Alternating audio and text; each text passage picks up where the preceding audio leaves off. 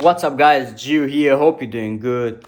So today I want to talk about bodybuilding and calisthenics and what's really the difference, because see, a dip is a dip, whether you call it calisthenics, whether you call it bodybuilding and give it an external image, the thing itself remains the thing itself. Your body doesn't even know what you are calling the exercise. When you're doing a pull-up and you're doing the pull-up in a bodybuilding way, or you're doing it in the calisthenics way, which I prefer to doing it faster anyway, because that way you will get stronger and it is way harder because your muscle have to stretch and contract constantly without rest. So going slower and doing it perfectly didn't really produce a lot of growth within me, and your body doesn't even know it. The only thing it knows is the signal you give it. So you do not really have to care what you are doing from the outside, but how does it feel on the inside, you see? Because again, a dip is a dip, a pull-up is a pull-up, and handling heavier weight is just handling heavier weight. Yes, externally you may call it powerlifting or calisthenics or bodybuilding, but when you're doing it, you are doing it in the moment. You are connected to the movement, you are one with the movement, and you're moving, you see?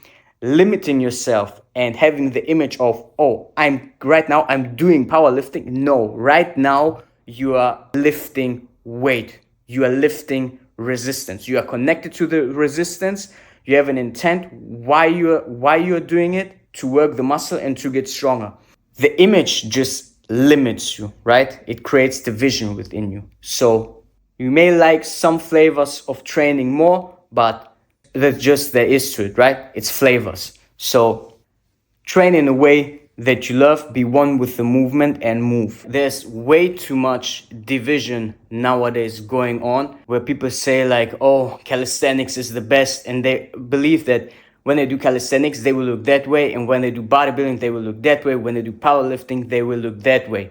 Now these images, of course, they have its place because certain people look a similar way, but what if you can benefit from all of those, just like I do? Now, you could argue that most of my work is like basically calisthenics, because most of what I do is dips and pull-ups in different rep ranges and high reps. Like pull-ups, the maximum that I did is, and also strict just to test myself, which was like, I believe maybe 4 or 5 years ago, was 42 pull-ups in a row.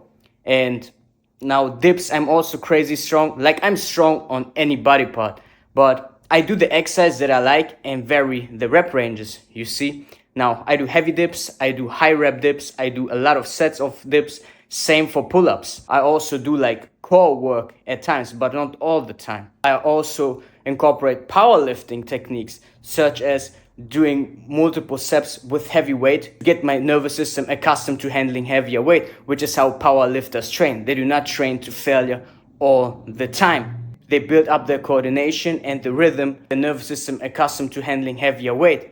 And I also do the traditional way, 6, 12, 15 rep range for quote-unquote hypertrophy. Why not combine all of those just for the love of training itself? Because I love working out, and I don't see the point in limiting myself into one thing and believing that is the best type of way. Of course, you will have some things you're inclined to, and if you only just to do like quote-unquote calisthenics or just quote-unquote powerlifting, and which may also be like the thing that you are passionate about, that should be your first mover. Why you want to do this, right? Not only the external image, but are you even passionate about those type of training? See, I love bodyweight exercise even more than weights, because you can do a lot of things with bodyweight exercise. I can do one arm push-ups. I do also a lot of push-ups. I can do one arm pull-ups just to make it heavier, you see? Same with squats. I can do one-legged pistol squats.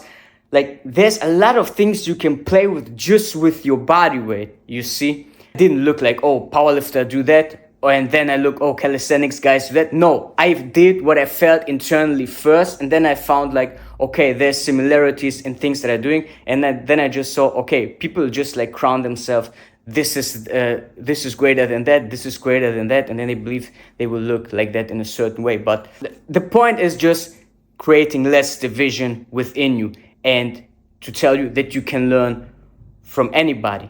But what is going on today is just like, okay, this is the best. You have to train a certain way to look like a bodybuilder. You have to do Mike Mensa, or you have to do this, do like kind of prison workouts to, because those are better. Like, you guys are just nitpicking like every leaf of a whole forest, because everything works, you see.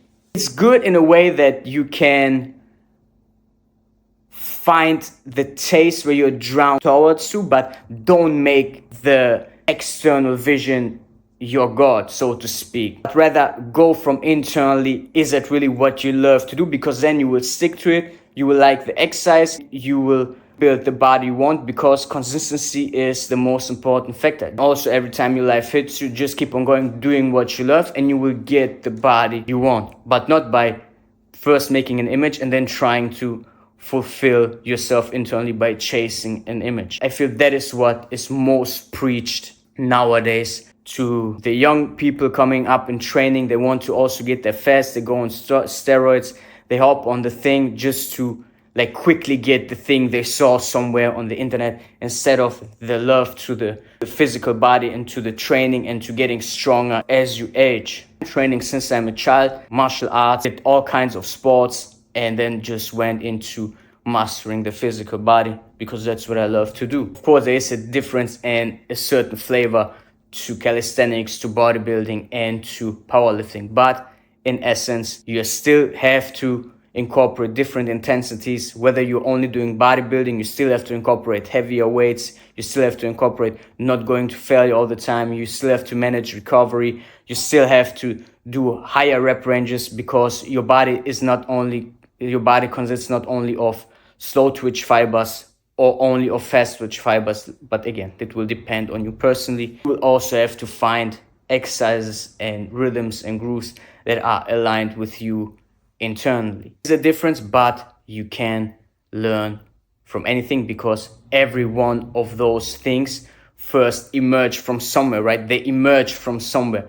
Someone had a taste for doing bodyweight exercise and then called it calisthenics. Some focus more on pure strength and power and nervous system calibration and call it powerlifting. I also had some guys who created like high intensity training. I don't know the reason for that, because again, it's just two people doing that, train that way in the history since we live, and most of the people did not train that way since thousands of years, because you are here to use your body daily.